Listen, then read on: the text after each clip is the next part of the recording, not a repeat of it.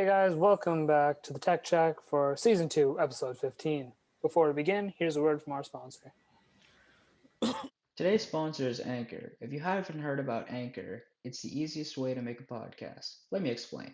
It's free. It has creation tools that allows you to create and edit podcasts right from your phone or computer. Anchor also distributes your podcast for you on multiple platforms such as Spotify and Apple Podcasts.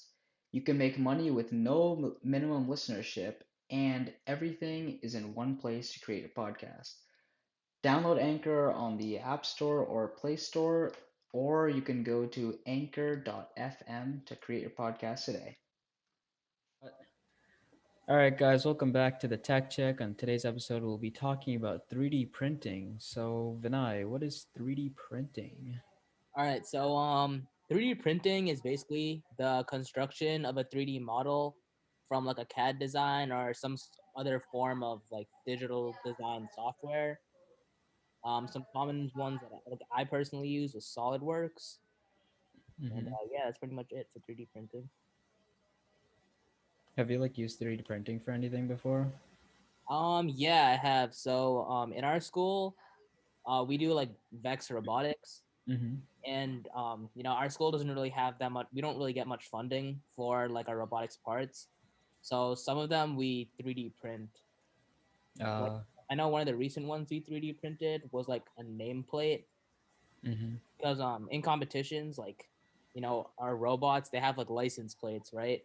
And Hmm. sometimes like if the license plate's like red, that means you're on like the red side, and then if it's blue, it's on the blue side. But like every Uh, game you have to keep switching it. So like what this license plate holder would do is basically like flip it. So you can see both the red and the blue side. Pretty cool. mm. Yeah, we use 3D printing at our school for aerospace clubs. So we've tried out a few different materials to find out which is the best for a nose cone. So there's all sorts of different filaments that you can use, like PLA, ABS, PET, PETG, and TPU. It all really depends on what you're using it for and what type of material you want. So, Neeraj, you want to tell us a little bit about how 3D printing works? I mean, there's five base methods, I guess you can say, for 3D printing. We start off with probably what's the most common, called material extrusion. It's basically where we have molten plastic being injected out of a small nozzle to create layers upon layers of plastic. The printer waits for stuff to cool down, creates another layer, etc. Then there's polymerization. This is also one, at least compared to the other three, a bit more common. It's basically where we have a pool of resin or a vat of resin, and then we use lasers and essentially take that liquid resin and turn it into a solid form of resin, and then essentially lift out whatever we want from that pool of that pool of liquid resin. So it's essentially solidifying stuff and pulling it out of a pool of the same stuff. Then there's power bed fusion. There's two versions of this. There's a polymer version and a metal version where we have either polymer powder or metal powder. But essentially, we have a laser or some sort of thermal energy source that essentially heats up powder particles and creates a solid object out of those particles by combining the powder. Then we have material jetting, essentially where we have droplets that are dropped onto a build plate, and a build plate that has some sort of material on it, and then those droplets are then cured to make layers. Then use wax or some other photopolymer to stick materials together using heat or some sort of thermal energy. And finally, we have binder jetting, essentially where we have a liquid binding material dropped onto powder molecules. And this essentially allows the printer to selectively create what it wants to build by essentially making stuff stick together by dropping the binding material onto the powder molecules. That's just some base ones. I'm pretty sure there are some more complex ones coming up in the future and some we've missed. So feel free to let us know if we missed any. But those are some of the basic ones that we found. Nice. So yeah, with that in mind, where do you guys see 3D printing in the future? Like where what fields do you think it would probably have like the most impact in? Honestly, anywhere. If we can, it depends on the scale in which we can 3D print things. If we're able to print stuff on a larger basis, so we can build like I don't know pillars or something out of 3D printing materials, and have a better variance of materials so that we can I don't know make stuff out of metal instead of plastic or resin or whatever it may be, so we can switch over more materials and we can do it on a larger scale. I feel like it could be pretty useful in construction and car manufacturing or any manufacturing in that sort. I mean, I'm pretty sure it's already pretty relevant when it comes to smaller stuff, at least stuff with or fields with smaller items in it, because I mean, it's 3D printing is relatively accurate when it comes to designing things. So, I mean, I only see it stepping up in the future. Yeah, I agree that it'll definitely increase in the future. And I also agree that like industrial and manufacturing is pretty important or pretty impactful when it comes with like 3D printing. But honestly, I could see like a pretty big impact in the healthcare industry, especially with like prosthetic arms and stuff like that. I think 3D printing could definitely evolve there. I mean, I'm not 100% sure what they're currently like how they're currently made, but if you could 3D print those prosthetics, that'd be really cool. That well, I'm not sure if you're able to do that. Apart from considering that a lot of the materials within a prosthetic arm aren't necessarily, just solid materials. Like they include motors, wires, and tons of other stuff. But I'm pretty sure prosthetic arms aren't made of plastic or resin or metal. They're a combination of a lot of other softer surfaces. And because of that, I don't feel like at the moment we have what's necessary to 3D print prosthetic arms. I might be incorrect on that, but if we manage to be able to 3D print using different materials, softer materials in this case, we should. I feel like it could be pretty valuable in the prosthetic industry. Yeah. Protham, what do you think?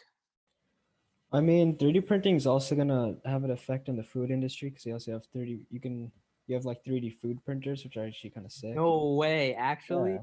So that'll probably be more for like decor and like fancy restaurants or whatever, but it could also be used if 3D printing is really what is it, streamlined, I guess. So you can print stuff a lot faster and a lot more easier. It could also be used just to make food really quickly, and I guess spots where cooking might not be a viable option. And going off of that, in terms of mobility of like 3D printing pens, where you can like, it's literally just a pen that you can use to 3D print stuff. So I guess once those like that technology becomes a lot more, streamlined and efficient, 3D printing will probably be used a lot more in like just a lot of different industries. Just because like anything from structure, like modeling to literally if you just need something on the go to make, you just use a 3D printing pen or whatever. Yeah, definitely. Also, just to clarify on the prosthetic thing, I stand corrected. I did a little bit of quick research. Turns out people are 3D printing prosthetics. I think what I was talking about was for prosthetics that, interact with the nervous system in terms of sensing touch and stuff. So I stand corrected there. There are actually a lot of people 3D printing prosthetics as of now, especially for amputees and stuff like that. So Yeah, I mean, I think definitely like the healthcare industry could take off if 3D printing, like you said, becomes more streamlined. I also think that 3D printing, like, I mean, it's currently being used a lot like this, but like for prototyping, I believe like Tesla, they actually like, create CAD models of their car, and they try to like see how they can make it better, and that's mainly done through like uh CAD models, which is then 3D printed to give like some of these entrepreneurs and innovators like a visual model. um I think that's something that could probably continue to improve. and become more efficient to like make these like designs? Yeah, I mean, it's also that I know that's also present in architectural design too, because uh, 3D printing is really good at printing geometric structures, and geometry is really important when it comes to designing sturdy architectures. So I know that, at least from my knowledge, architecture is a pretty big field when it comes to prototyping using 3D models.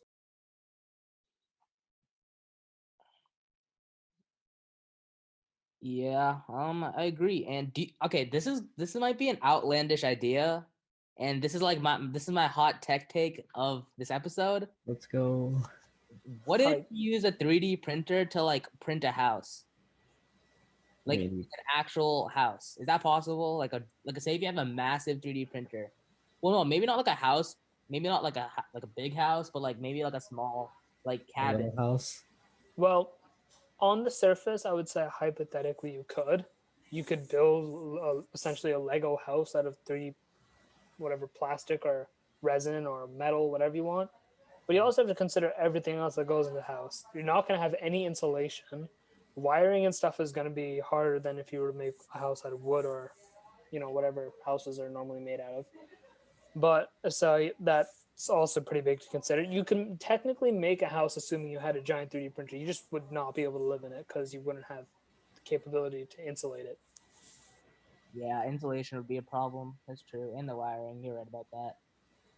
But it'd be a pretty cool idea. I mean, if they were ever to find a way to do that, I mean, first of all, that probably like, I mean, that would be pretty big. I feel like then housing prices might be affected and like possibly decrease if you're able to make them with like a 3D printer. I mean, but you also have to consider the cost of 3D printing. It's all that material is not going to come out of nowhere, and 3D printer itself is not going to come out of nowhere. So it's already going to be pretty expensive to 3D print a house. I can see the prices of housing changing, assuming we could 3D print houses, but I don't see it necessarily going down. I don't know which direction it will go, but it'll probably change. I mean, it depends on like the neighborhood and like a lot of other intangible factors. But going back to your point about like the price of 3D printers, in the future, if more 3D printers are being made, right, like wouldn't it automatically kind of decrease the price and value of each 3D printer? Well, I guess. I mean, I'm not sure right now how the supply and demand chain of 3D printers work. All I know is that I think it depends on the quality of the 3D printer you want to get. I know higher quality 3D printers are way up there in price, and Yeah. the more affordable ones, well, obviously are more affordable, but they're not as good quality. So I feel like it's going to stay like that no matter what. I mean, I feel like it's probably just going to end up being like a normal printer. If you want a really good normal printer, you're going to have to pay up a lot of money. But if you want just any old printer, then you can. It's going to be more affordable. I feel like it's going to be the same for 3D printing, obviously on a different scale, but it's going to be the same general trend. Yeah, I agree, but like I mean, I think that like I mean, if this were to work, right? If they were able to 3D print a house, I think that like you'd get a huge return on investment from that 3D printer, right? Like for example, say if the 3D printer is like maybe like $1 million or $2 million maybe. Like this is like high end 3D printer maybe. But like say if it's able to build like 5 or 6 homes and you sell them each for like 600K, like you'd probably get like a pretty solid return on investment if this works. Again, assuming it works and assuming that your thing covers for work costs, it covers material costs, it covers all the additional expenses that come with 3D printing, especially 3D printing a house. Yeah, that I would agree. But I think the worst part of this idea is that it'd probably make like a builder's job like a little more obsolete, I would say. I That mean, would maybe make it very obsolete. Well, yeah, because it's yeah, doing the job for them. yeah, that's true. But I feel like there is some like intangible Actually, I'm not even sure. Like, I don't think. Yeah, 3D. If a 3D printer is able to print a house, yeah, I could literally take away like a builder's job. I mean, technically, you're gonna need someone to operate the 3D printer, like get it started. But Like engineer, that, right? but an engineer or architect could do that. Yeah, So exactly. technically, yeah, because assuming it's possible, it could 3D print a house faster than someone could build a house. That being said, you also need to have someone digging up foundations because you can't dig with a 3D printer. You need to have somebody, scoping the land, making sure that there's nothing there. There's still a lot of other stuff that go with it. It's just the building phase that would be taken over by the 3D printer. Yeah, agree. Yeah. Is there anything else you guys wanted to talk about? Oh, not really, I guess. Niraj, what about you? I mean, I got nothing else about 3D printing. You guys got anything? Oh, got nothing. All right. Well, I guess that's it from us. If you guys have anything you want to comment on about 3D printing, be sure to let us know on YouTube comments or social media or whatever it may be. If you guys have any other ideas, be sure to let us know. Probably through the same forms of media. But in the end, thank you guys for listening. Thank you guys for listening, and stay tuned for the next one.